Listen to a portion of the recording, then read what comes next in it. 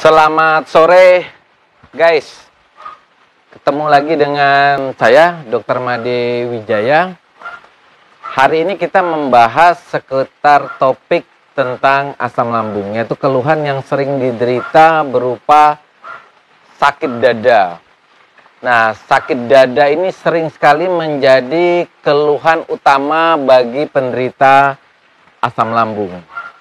Kenapa seorang yang menderita asam lambung bisa mengalami keluhan nyeri dada hebat yang kadang-kadang penderitanya sulit sekali membedakan antara nyeri dada karena asam lambung dan nyeri dada karena jantung, karena posisinya terletak di rongga dada.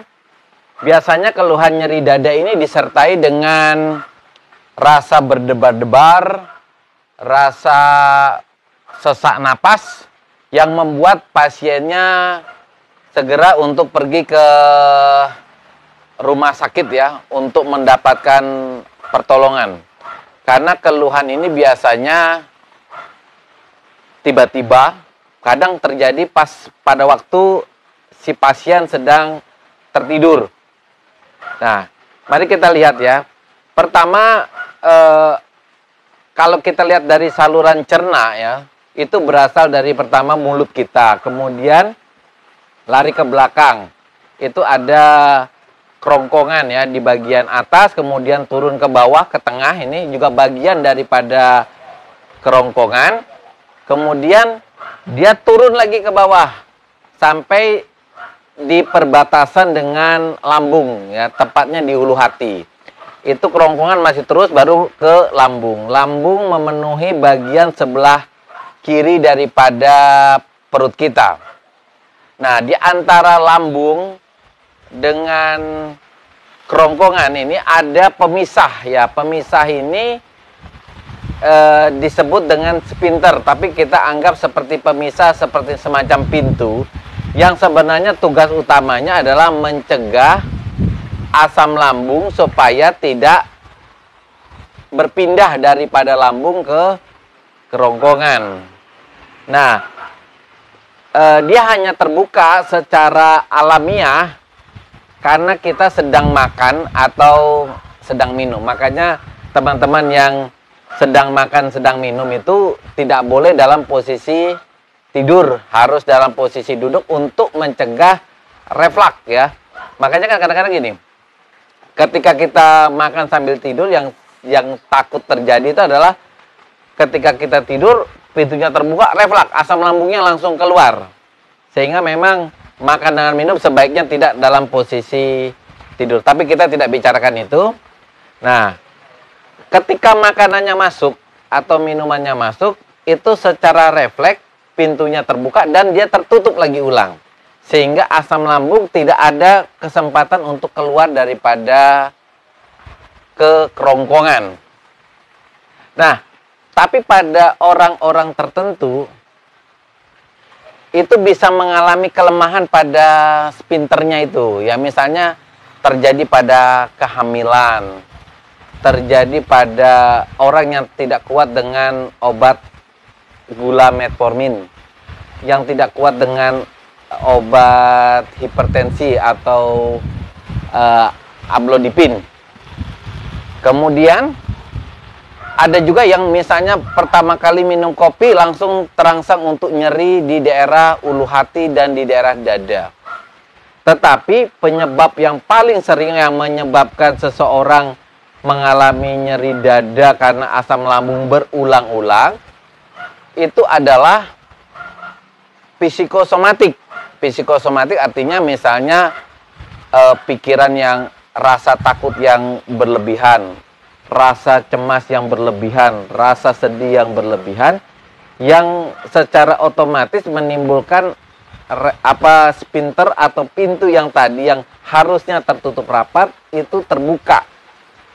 Ketika posisi tidur seorang pasien tersebut misalnya terlentang, kemudian tidurnya miring ke sisi kanan, itu secara otomatis asam lambung yang berada di daerah lambung, tepatnya di sebelah kiri perut itu akan keluar dari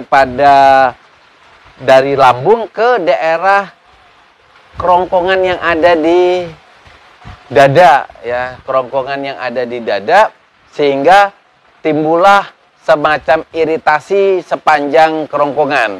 Nah, iritasi yang di daerah tengah kerongkongan itulah yang akan dirasakan seperti dada rasa panas, berdebar-debar, nyeri luar biasa, bahkan nyerinya itu boleh dikatakan pada sebagian penderitanya seperti tidak bisa bernapas. Dan teman-teman yang menderita keluhan seperti ini dan sering berulang, maka dokter memberikan tips semacam ini. Pertama, cara tidurnya harus yang benar. Yang benar itu adalah pertama miring ke kiri. Dengan tidur miring ke kiri sebenarnya kita tidak memberikan kesempatan asam lambung untuk keluar daripada lambung ke kerongkongan kita, karena posisi lambung ada di kiri. Tentu dia tidak punya peluang, karena kalau kita tidurnya terlentang itu akan memberikan kesempatan asam lambung, karena posisi lambung lebih tinggi daripada posisi kerongkongan pada saat kita tidur terlentang.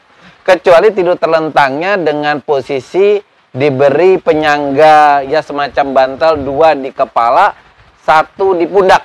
Itu akan posisi kerongkongannya lebih tinggi. Itu pun tidak memberikan kesempatan asam lambung untuk keluar.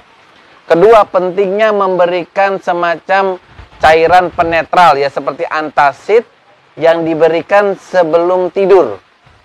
Ini pun ada logikanya. Yang menimbulkan rasa panas di dada itu kan asam lambung. Itu pun terjadi pada waktu kita tertidur. Dengan memberikan antacid kira-kira 1 atau 2 sendok sebelum tidur, itu sebenarnya menetralkan asam lambung yang sebagian yang dari awal itu akan menjadi keasamannya akan jauh berkurang, sehingga ketika terjadi reflux itu tidak lagi mengiritasi di daerah kerongkongan.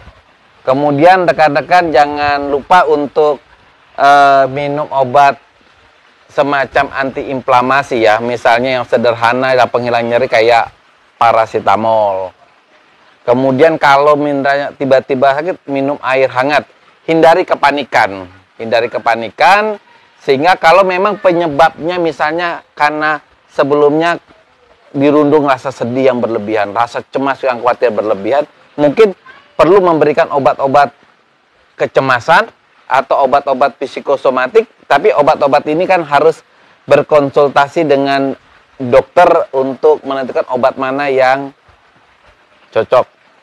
Jadi rekan-rekan, nyeri dada yang disebabkan oleh reflux asam lambung itu sebenarnya karena asam lambungnya keluar dari rongga lambung ke daerah oesophagus. Bisa karena faktor seperti kehamilan, bisa karena faktor efek samping obat, tapi bisa juga psikosomatis.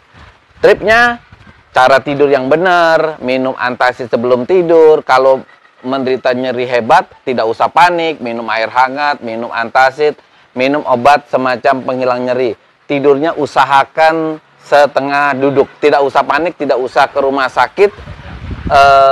Tidur setengah duduk kurang lebih setengah jam akan menghilangkan rasa sesak napas, rasa nyeri, dan pasiennya bisa lebih tenang. Demikian rekan-rekan, jangan lupa untuk like, subscribe, dan kasih komentar, nanti dokter akan jawab.